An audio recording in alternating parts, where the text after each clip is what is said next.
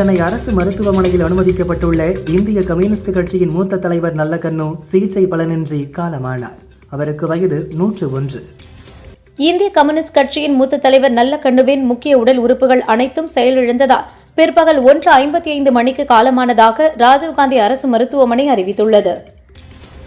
தமிழகத்தின் உயரிய விருது பெற்ற நம் தகைசால் தமிழரை இனிய தோழரை முழு அரசு மரியாதையுடன் செவ்வணக்கம் செலுத்தி வழி அனுப்பி வைப்போம் என நல்லக்கண்ணு மறைவிற்கு முதல்வர் ஸ்டாலின் இரங்கல் தெரிவித்துள்ளார்.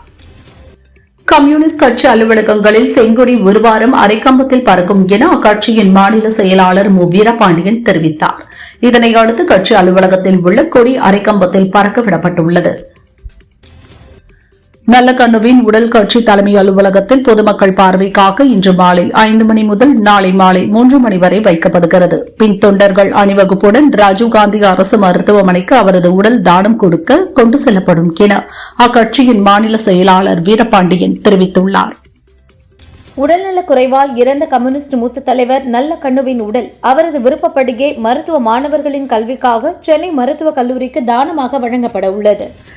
இந்திய கம்யூனிஸ்ட் மூத்த தலைவர் நல்லக்கண்ணுவின் மறைவு செய்தி அறிந்து ஆறா துயரமடைந்தேன் என துணை ஜனாதிபதி சி. பி. ராதாகிருஷ்ணன் தெரிவித்தார். அவரது தியாகங்கள் நிறைந்த போராட்ட வாழ்வு மக்கள் மனதில் என்றும் நிலைத்திருக்கும் என்றார். பொது சேவைக்காக தனது வாழ்க்கையை அர்ப்பணித்த நல்லக்கண்ணுவின் மறைவு ஒரு வெற்றிடத்தை விட்டு செல்கிறது என கவர்னர் ரவி கூறியுள்ளார். தனக்கென வாழாமல் பிறர்க்கென வாழ்ந்த சிறந்த பண்பாளர் நல்லக்கண்ணு. அவரை இழந்து வாடும் அவரது குடும்பத்தினருக்கும் தொழிலாளர்களுக்கும் ஆழ்ந்த இரங்கலை தெரிவித்துக் கொள்கிறேன் என எடப்பாடி பழனிசாமி தெரிவித்துள்ளார். இந்திய கம்யூனிஸ்ட் மூத்த தலைவர் நல்லக்கண்ணு நம்மிடமிருந்து விடைபெற்றுக் கொண்டார். நேர்மைக்கும் தூய்மைக்கும் எளிமைக்கும் அரசியல் நாகரிகத்திற்கும் ஒரு கலங்கரை விளக்கமாக திகழ்ந்தவர் என கமலஹாசன் இரங்கல் தெரிவித்துள்ளார்.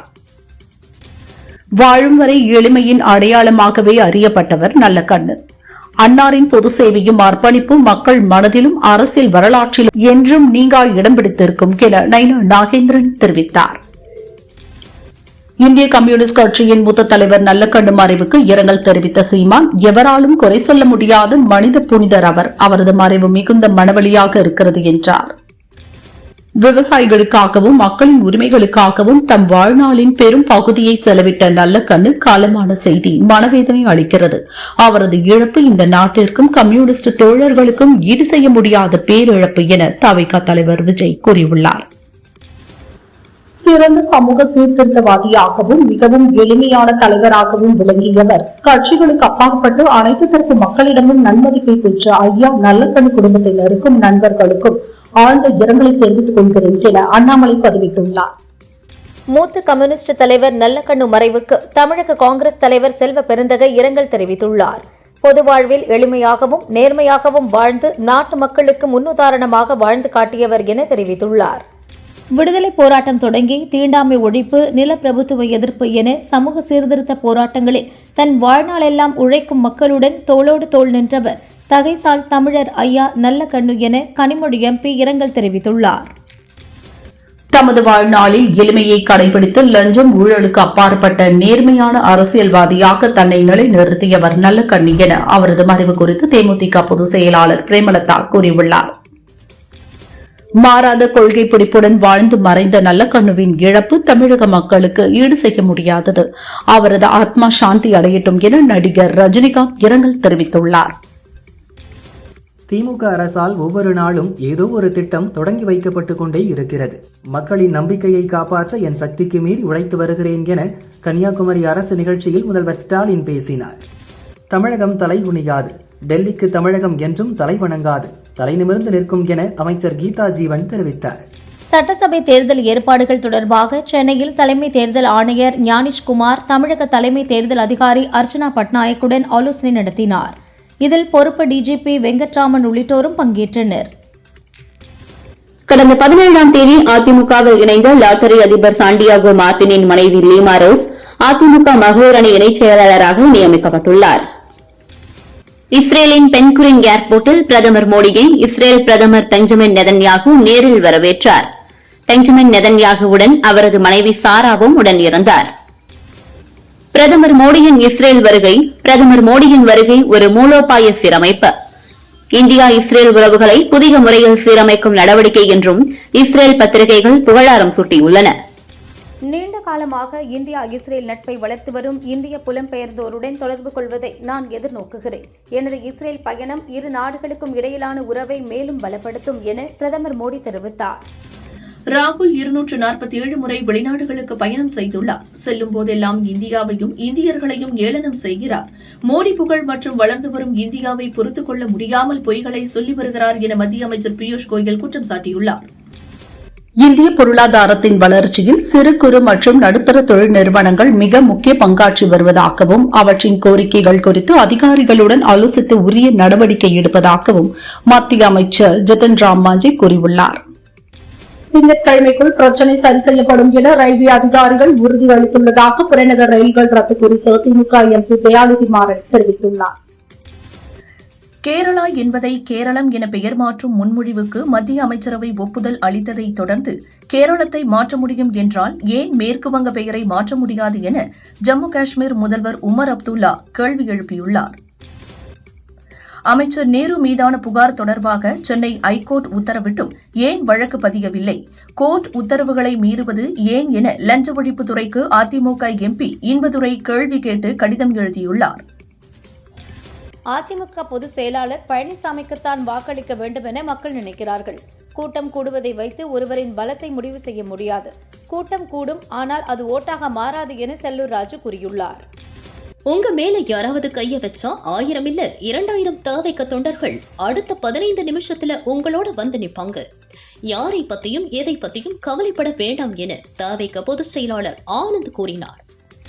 OPS தற்போது அனாதையாக இருக்கிறார். அவருடன் தற்போது யாருமே இல்லை என அமைச்சர் செல்லூர் ராஜு தெரிவித்தார்.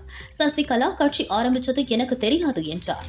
ஏட்டு சுரைக்காய் கறிக்கு உதவாது என்பது போல எதிர்க்கட்சி தலைவரின் வெற்று வாக்குறுதிக்கும் அறிக்கைக்கும் தமிழக மக்கள் தக்க பதிலடி கொடுப்பார்கள் என கூட்டுறவுத்துறை அமைச்சர் பெரிய கருப்பன் தெரிவித்துள்ளார். வளர்ச்சியடைந்த இடத்தில் பாஜ இருக்காது, அதேபோல் பாஜ இருக்கும் இடத்தில் வளர்ச்சி இருக்காது என கன்னியாகுமரியில் நடந்த அரசு நிகழ்ச்சியில் முதல்வர் ஸ்டாலின் பேசினார். பாமக சின்னத்தை அன்புமணி பயன்படுத்த தடை கோரி உரிமையியல் நீதிமன்றத்தில் ராமதாஸ் உரிமை கோரிய வழக்கில் அன்புமணி தேர்தல் ஆணையம் பதிலளிக்க நீதிமன்றம் உத்தரவிட்டது. எழும்பூரில் ரயில்வே மறுசீரமைப்பு பணிகள் நடைபெறுவதால் புறநகர் ரயில்கள் சில ரத்தானது. பணிகளை விரைந்து முடிக்க தெற்கு ரயில்வே பொது மேலாளரிடம் திமுக எம்பி தயாநிதி மாறன் மனு அளித்தார். நாம் பயணிக்க வேண்டிய தூரம் நீண்டது, ஆனால் கிடைக்கும் வாகனங்களில் பயணித்தால் இலக்கை அடையவே முடியாது. நமக்கான வாகனம் இப்போது நம் அருகே வந்துவிட்டது. அதில் பயணித்து நம் இலக்கை அடைந்து லட்சியத்தை வெல்வோம் என கூட்டணி குறித்து பாமக நிறுவனர் ராமதாஸ் தொண்டர்களுக்கு கடிதம் எழுதியுள்ளார். திருட்டு பூனையின் உருட்டல்களுக்கெல்லாம் தமிழக மக்கள் ஏமாற மாட்டார்கள். வரும் தேர்தலில் முதல்வர் ஸ்டாலின் தலைமையிலான நல்லாட்சி மீண்டும் தொடரும் என அமைச்சர் பெரிய கருப்பன் தெரிவித்துள்ளார். அதிமுக பொதுச் செயலாளர் பழனிசாமி வாய்க்கு வந்தபடி வகை வகையாக வடை சுடுகிறார் என முதல்வர் ஸ்டாலின் விமர்சித்துள்ளார். பாஜக என்ற டப்பா என்ஜினை நம்பி அதிமுகவும், அதிமுக என்ற மூழ்கும் கப்பலை நம்பி பாஜக உள்ளதாகவும் கூறினார். போகிற போக்கை பார்த்தால் அதிமுகவுக்கே பாஜக தான் தொகுதியை ஒதுக்கி தரும் போலிருக்கிறது என சிபிஎம் மாநில செயலாளர் சண்முகம் விமர்சித்துள்ளார். தமிழகம் செயின்ட் ஜார்ஜ் கோட்டையிலிருந்து ஆளப்பட வேண்டும், டெல்லியிலிருந்து ஆளப்படக்கூடாது என ஸ்டாலின் தெரிவித்தார். தமிழகத்தை அனைத்து வகையிலும் வீழ்த்தி தாழ்த்த வேண்டும் என பாஜக நினைக்கிறது என்றார். தேர்தல் வருவதால் பிரதமர் மோடி தமிழகத்திற்கு அடிக்கடி வருவார் என ஸ்டாலின் தெரிவித்தார். எவ்வளவு முறை வருகிறாரோ அவ்வளவு வித்தியாசத்தில் என்டிஏ கூட்டணி தோல்வியடையும் என்றார். கன்னியாகுமரி மாவட்டத்தில் நலத்திட்ட உதவிகள் வழங்க சென்ற முதல்வர் ஸ்டாலின், நான் இங்கு புதிய நலத்திட்டங்களை அறிவிக்கவில்லை என்றால் காங்கிரஸ் கட்சிக்காரங்க என்ன தொலைச்சிடுவாங்க என தெரிவித்தார். கன்னியாகுமரி மாவட்டம் நாகர்கோவிலில் 1785 கோடியிலான முடிவுற்ற பணிகளை திறந்து வைத்து புதிய பணிகளுக்கு அடிக்கல் நாட்டி நலத்திட்ட உதவிகளை முதல்வர் ஸ்டாலின் வழங்கினார். தமிழக அரசு பல்வேறு திட்டங்களை சிறப்பாக செயல்படுத்துவதை பார்த்து தாங்கிக் கொள்ள முடியாமல் மத்திய அரசும் அதன் அடிமைகளும் தவறான தகவல்களை பரப்பி வருகின்றனர் என அமைச்சர் PTR பழனிவேல் தியாகராஜன் குற்றம் சாட்டினார். வாசன் தமாக போட்டியிட விரும்பும் 12 தொகுதிகளின் பட்டியலை வழங்கி அதில் 8 தொகுதிகளை ஒதுக்கி தரும்படி கேட்டுள்ளார். 5 தொகுதிகளை ஒதுக்குவதாகவும் அடுத்த ஆண்டு ராஜ்யசபா சீட் கொடுப்பதாக பழனிசாமி சொன்னதாக கூறப்படுகிறது. அதிமுக சார்பில் தம்பிதுரைக்கும் பாமக தலைவர் அன்புமணிக்கும் மீண்டும் ராஜ்யசபா MP பதவிகள் வழங்க பழனிசாமி முடிவு செய்துள்ளதாக தெரிகிறது. எனக்கு 39 வருட அரசியல் அனுபவம் உள்ளது. இந்த தருணத்திற்காக 9 வருடம் காத்திருந்தேன். இது எங்களுக்கான தருணம். ஏழைகளுக்கான கொடியாக கால காலத்திற்கும் இருக்கும் என புதிய கட்சி தொடங்கியுள்ள சசிகலா கமுதியில் கூறினார். 2026 தேர்தலில் நான் போட்டியிடவில்லை. 30 ஆண்டுகள் தன்னோடு பயணித்தவர்களுக்கு வாய்ப்பளிக்க வலியுறுத்தியிருக்கிறேன் என திருவண்ணாமலை அண்ணாமலையார் கோயிலில் சாமி தரிசனம் செய்த நடிகர் சரத்குமார் கூறினார். சென்னையில் புறநகர் ரயில்கள் குறைப்பு குறித்து ரயில்வே உரிய தகவல் வழங்கவில்லை என அமைச்சர் சிவசங்கர் குற்றம் சாட்டியுள்ளார். முன்கூட்டியே தகவல் அளித்திருந்தால் உரிய நடவடிக்கை எடுத்திருக்க முடியும் என விளக்கமளித்தார். தைலாபுரத்தில் நாளை நடைபெறும் கூட்டத்திற்கு பின் கூட்டணி குறித்து முக்கிய அறிவிப்பை ராமதாஸ் வெளியிடுவார் என அவரது ஆதரவாளர்கள் தெரிவிக்கின்றனர். அதானி நிறுவனத்திடமிருந்து ஒரு யூனிட் 5.91 ரூபாய் விலையில் 5 ஆண்டுகளுக்கு 558 மெகாவாட் மின்சாரம் வாங்க தமிழக மின் வாரியம் ஒப்பந்தம் செய்துள்ளது. இலவசங்களுக்கு எதிரான வழக்கை உடனே விசாரிக்க சுப்ரீம் கோர்ட் மறுப்பு தெரிவித்துள்ளது. தேர்தல் காலங்களில் பொதுநல மனுக்கள் தாக்கல் செய்வது வழக்கமாகி வருகிறது. இதனால் தற்பொழுது மனுவை ஏற்க முடியாது என்று கூறிய நீதிபதிகள் தேர்தல் முடிந்த பின் வழக்கை விசாரிக்கலாம் என்றனர். இலவச திரைப்படங்கள் OTT வழங்குவதற்காக புதிய வகை மோசடி நடப்பதால் செல்போன் தரவுகளை திருடும் போலி செயலிகளை பதிவிறக்கம் செய்ய வேண்டாம் என பொதுமக்களுக்கு சைபர் கிரைம் எச்சரிக்கை விடுத்துள்ளது. சென்னை மாநகராட்சியில் 349 கோடி ரூபாய் மதிப்பீட்டில் AI தொழில்நுட்பத்துடன் கூடிய சிட்டிசன் 360 தளத்தை உருவாக்கி மக்களின் அனைத்து புகார்களையும் குறைகளையும் ஒரே இடத்தில் ஒருங்கிணைத்து தீர்க்க திட்டமிட்டுள்ளது. சென்னையில் ஆபரண தங்கத்தின் விலை இன்றும் உயர்ந்துள்ளது. கிராமுக்கு 40 ரூபாய் உயர்ந்து 1 கிராம் 14,930 ரூபாய்க்கும், சவரனுக்கு 320 ரூபாய் உயர்ந்து 1 சவரன் 1,19,440 ரூபாய்க்கும் விற்பனையாகிறது. வெள்ளி விலையும் கிராமுக்கு 5 ரூபாய் உயர்ந்து 1 கிராம் 295 ரூபாய்க்கு விற்பனை செய்யப்படுகிறது. பொள்ளாச்சி பகுதிகளில் சூறைக்காற்றுடன் பெய்த பலத்த மழை காரணமாக கருமாண்ட கவுண்டனூர் பகுதியில் பயிரிடப்பட்ட 2000க்கும் மேற்பட்ட வாழை மரங்கள் வேரோடு சாய்ந்தன. அரசு உரிய நிவாரணம் வழங்க விவசாயி பால சபரீஸ் கோரிக்கை விடுத்துள்ளார். காஞ்சிபுரம் காஞ்சி காமாட்சி அம்மன் கோயிலுக்கு வருகை தந்த தமிழக கவர்னர் ரவி மற்றும் அவரது மனைவி இருவரும் காமாட்சி அம்மனை மனமுருகி தரிசனம் செய்தனர். தொடர்ந்து கோவிலில் உள்ள பேட்டரி காரில் அமர்ந்து கோயிலின் சுற்று பிரகாரத்தை வலம் வந்தனர். நடிகர் கமல்ஹாசனின் புகைப்படம் மற்றும் பெயரை வணிக ரீதியாக பயன்படுத்த விதிக்கப்பட்ட தடையை மறு உத்தரவு வரை நீட்டித்து சென்னை ஹைகோர்ட் உத்தரவிட்டுள்ளது. சென்னை எழும்பூர் ரயில் நிலையத்தில் ஆபரேஷன் சர்தார் என்ற பெயரில் நடத்தப்பட்ட சோதனையில் சுமார் ரூபாய் 70,000 மதிப்பிலான 105 கிலோ குட்கா பொருட்கள் பறிமுதல் செய்யப்பட்டன. காரைக்குடி தேனாறு கரையோரம் பல லட்சம் மதிப்பிலான கருவை மரங்களை அனுமதியின்றி வெட்டி கடத்தியவர்கள் செய்தியாளர்களை கண்டதும் தப்பி ஓட்டம் பிடித்தனர். தேனி பெரியகுளம் அருகே வீசிய பலத்த சூறாவளி காற்றில் நல்ல கருப்பன்பட்டி, நாகம்பட்டி உள்ளிட்ட பகுதிகளில் 10க்கும் மேற்பட்ட ஏக்கரில் பயிரிடப்பட்டிருந்த ரூபாய் 25 லட்சம் மதிப்பிலான நாட்டு வெற்றிலை கொடிக்கால் முற்றிலுமாக ஒடிந்து சேதமானது. தேனி மாவட்டம் மேகமலை ஹைவேவேஸ் பகுதியில் உலா வந்த ஒற்றை காட்டு பெண் யானை மர்மமான முறையில் இறந்து கிடந்தது. வனத்துறையினர் தீவிர விசாரணை மேற்கொண்டு வருகின்றனர். கோவை கலெக்டர் ஆபீஸ் வளாகத்தில் வருவாய்த்துறை அலுவலர்கள் 200க்கும் மேற்பட்டோர் பந்தல் அமைத்து தங்களின் 9 அம்ச கோரிக்கைகளை வலியுறுத்தி வேலை நிறுத்த போராட்டத்தில் ஈடுபட்டுள்ளனர். கோரிக்கைகள் நிறைவேறும் வரை போராட்டம் தொடரும் என தெரிவித்தனர். திருச்சி காஜாமலையில் ஜல்லிக்கட்டு போட்டி விறுவிறுப்பாக நடந்தது. இதில் 750 காளைகளும் 500க்கும் மேற்பட்ட காளையர்களும் பங்கேற்றனர்.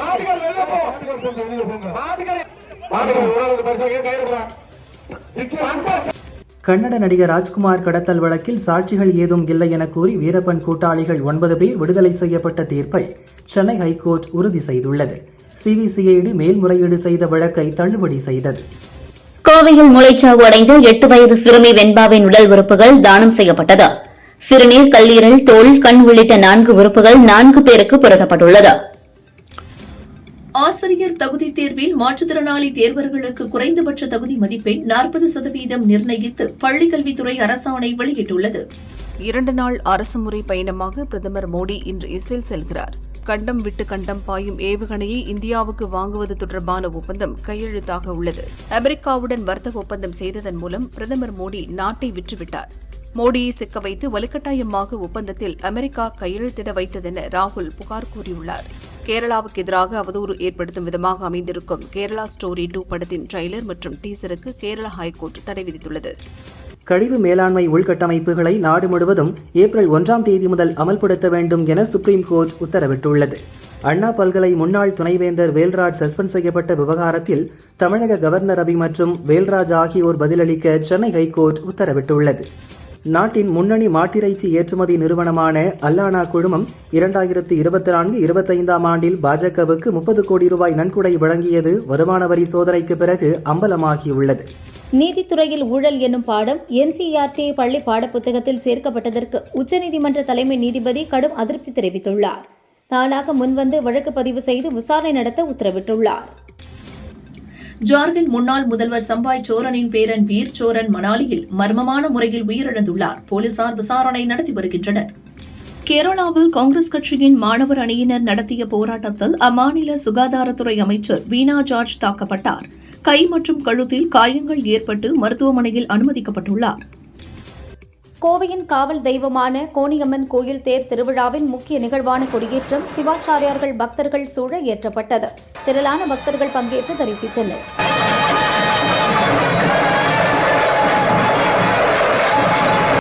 காஞ்சி காமாட்சியம்மன் கோவிலில் மாசி மாத பிரம்மோற்சவத்தின் 5ஆம் நாளான இன்று சங்கர மடத்தில் மோகினி அவதாரத்தில் தங்க பல்லக்கில் எழுந்தருளி காமாட்சி அம்மன் பக்தர்களுக்கு அருள் பாலித்தார். பல்வேறு பூக்களால் அர்ச்சனை செய்யப்பட்டு சிறப்பு தீபாராதனை காட்டப்பட்டது.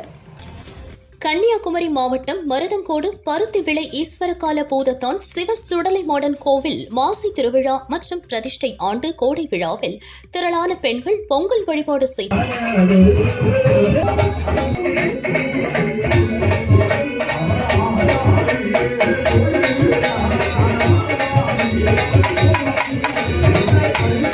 சென்னை திருவொற்றியூர் தியாகராஜ சுவாமி வடிவுடையம்மன் கோவில் மாசி பிரம்மோற்சவ விழாவின் 4ஆம் நாளில் ஸ்ரீ சந்திரசேகரர் தாயார் திரிபுர சுந்தரி அம்மாள் நாகவாகனத்தில் வீணா தட்சிணாமூர்த்தி அலங்காரத்தில் பக்தர்களுக்கு காட்சி தந்தனர். தியாகேசா ஒற்றியூர் என பக்தி கோஷங்கள் எழுப்பி பக்தர்கள் தரிசனம் செய்தனர். ஆட்சி பொறுப்பேற்று ஓராண்டு காலத்திலேயே யாரும் எதிர்பார்த்திடாத ஒரு மாற்றத்தை நாம் அடைந்துள்ளோம் என்று என்னால் பெருமையுடன் கூற முடியும். உண்மையிலேயே இது ஒரு யுகத்திற்கான திருப்பம் என ட்ரம்ப் தெரிவித்தார். 5 ஆண்டுகளை எட்டியுள்ள ரஷ்யா உக்ரைன் போரை நிறுத்துவதற்காக ஐநா சபையில் கொண்டுவரப்பட்ட தீர்மானத்திற்கு 107 நாடுகள் ஆதரவு தெரிவித்துள்ளன. இந்தியா உட்பட 51 நாடுகள் இந்த ஓட்டெடுப்பை புறக்கணித்தன. அமெரிக்காவுடன் ஏற்பட்ட ஒப்பந்தத்தை தொடர்ந்து வெனிசுலாவிலிருந்து தலா 20 லட்சம் பேரல்கள் கச்சா எண்ணெயுடன் கூடிய மிகப்பெரிய சரக்கு கப்பல்கள் இந்தியாவை நோக்கி வந்து கொண்டிருக்கின்றன. தனது தலையீடு இல்லை என்றால் இந்தியாவுடனான போரில் பாகிஸ்தான் பிரதமர் இறந்திருப்பார் என பாகிஸ்தான் மக்களே கூறினர். இந்தியா பாகிஸ்தான் இடையே அணு ஆயுத போர் வெடித்திருக்கும், அதை நான் தடுத்து நிறுத்தினேன் என அதிபர் ட்ரம்ப் மீண்டும் கூறியுள்ளார். சென்னை சேப்பாக்கத்தில் நாளை நடைபெறும் ஜிம்பாப்வேவிற்கு எதிரான சூப்பர் 8 போட்டியில் ரிங்கு சிங் பங்கேற்பது சந்தேகம் என தகவல் வெளியாகியுள்ளது. புற்றுநோயால் பாதிக்கப்பட்டுள்ள அவரது தந்தையின் உடல்நிலை மோசமாக உள்ளதால் உடனடியாக அவர் வீட்டிற்கு திரும்பியுள்ளார். இசைக்கலைஞர் ஹர்ஷவர்தன் மாயம் நீயடி எனும் மியூசிக் வீடியோ ஆல்பத்தை வெளியிட்டிருக்கிறார். ஹர்ஷவர்தன் இந்த மியூசிக் வீடியோ ஆல்பத்திற்கான பாடலுக்கு இசையமைத்து பாடி ஆடி நடித்திருக்கிறார். விஜய் நடித்து ஜனவரி 9 ரிலீஸ் ஆக வேண்டிய ஜனநாயகன் படம் தணிக்கை பிரச்சனையில் உள்ளது. படம் எப்போது வெளியாகும் என்று தெரியவில்லை. இதனால் படத்தை வாங்கியவர்கள் தவிக்கின்றனர். இவர்களை திருப்திப்படுத்த தங்களின் அடுத்த படமான யஷ் நடித்துள்ள டாக்ஸிக் விநியோகத்தை அவர்களுக்கே தர தயாரிப்பு நிறுவனமான KVN முடிவு செய்துள்ளது. டாக்ஸிக் படம் மார்ச் 19 ரிலீஸ் ஆகிறது. தேசிய விருது பெற்ற தமிழ் குறும்படம் லிட்டில் விங்ஸ் நவீன் இயக்க மணிமேகலை காளிதாஸ் நடித்துள்ளனர். ட்ரீம் வாரியர் பிக்சர்ஸ் தனது யூடியூப் தளத்தில் இந்த குறும்படத்தை வெளியிடுகிறது. நவீன் கூறுகையில், கதையின் நாயகன் ஒரு சேவலை சாப்பிட ஆசைப்படுகிறார். அவரது ஆசை நிறைவேறியதா என்பதுதான் கதை என்றார். ராஜமௌலி இயக்கத்தில் உருவாகி வரும் தெலுங்கு படம் வாரணாசி. மகேஷ் பாபு, பிரியங்கா சோப்ரா, பிருத்திவிராஜ் நடிக்கின்றனர். முதற்கட்ட படப்பிடிப்பு ஹைதராபாத், ஒரிசாவிலும் அடுத்த கட்ட படப்பிடிப்பு கென்யா நாட்டிலும் நடந்தது. அடுத்த கட்ட படப்பிடிப்பு பனிபடர்ந்த ஜார்ஜியா நாட்டில் நடக்கிறது. இதற்காக மகேஷ் பாபு உள்ளிட்ட படக்குழுவினர் அங்கு சென்றுள்ளனர். அடுத்த ஆண்டு ஏப்ரல் 7 படம் வெளியாகிறது. நடிகை அபர்ணிதி நடித்துள்ள வெஞ்சர்ஸ் படம் அடுத்த மாதம் ரிலீஸ் ஆகிறது. இவர் கூறுகையில், முதல் முறையாக கலெக்டராக கதையின் நாயகியாக இதில் நடித்துள்ளேன். ஆர்யாவுடன் நடிக்க விரும்பவில்லை. அவருடன் எங்க வீட்டு மாப்பிள்ளை டிவி ஷோவில் பல வாரங்கள் ஒன்றாக நடித்தது மனதில் பசுமையாக இருக்கிறது. அதை ஒரு படத்தில் நடித்து அழிக்க விரும்பவில்லை. மற்றபடி அவருக்கும் எனக்கும் எந்த பிரச்சனையும் இல்லை என கூறியுள்ளார். தமிழ் சினிமாவில் அனஸ்வரா ராஜனுக்கென தனி ரசிகர்கள் கூட்டம் உருவாகி வருகிறது. தமிழ், தெலுங்கு மொழிகளில் தொடர்ந்து பல படங்களில் நடித்து வருவதால் மலையாள திரையுலகில் அவருக்கு இடைவெளி ஏற்பட்டுள்ளது குறிப்பிடத்தக்கது. மலையாளத்தில் பிரபலமான ராப் பாடகர் வேடன் எழுத்தாளர் நவமிலதாவை காதலித்து திருச்சூரில் எளிய முறையில் பதிவு திருமணம் செய்து கொண்டார். மணமக்களுக்கு ரசிகர்கள் பலரும் வாழ்த்து தெரிவித்துள்ளனர். விஜய் ரங்கநாதன் இயக்கத்தில் சிபி, நிவேதிதா, சதீஷ், நாசர், லட்சுமி பிரியா உள்ளிட்டோர் நடிப்பில் உருவாகியுள்ள படம் ஓ பட்டர்ஃபிளை. மாறுபட்ட த்ரில்லருடன் ஒரு பெண் 2 ஆண்களுக்கு இருக்கக்கூடிய உறவு சிக்கல்களை படம் விவரிக்கிறது. இப்படம் மார்ச் 6 ரிலீஸ் ஆவதாக படக்குழு அறிவித்துள்ளது. ஜமா படத்தின் மூலம் கவனம் பெற்றவர் இயக்குநர் பாரி இளவழகன். அடுத்து இவர் இயக்கி நடித்துள்ள படத்திற்கு அன்பு டயானா என பெயரிட்டு முதல் பார்வை போஸ்டரையும் வெளியிட்டுள்ளனர். இதில் நாயகியாக ரம்யா ரங்கநாதன் நடிக்க முக்கிய வேடத்தில் ரோஜா நடித்துள்ளார்.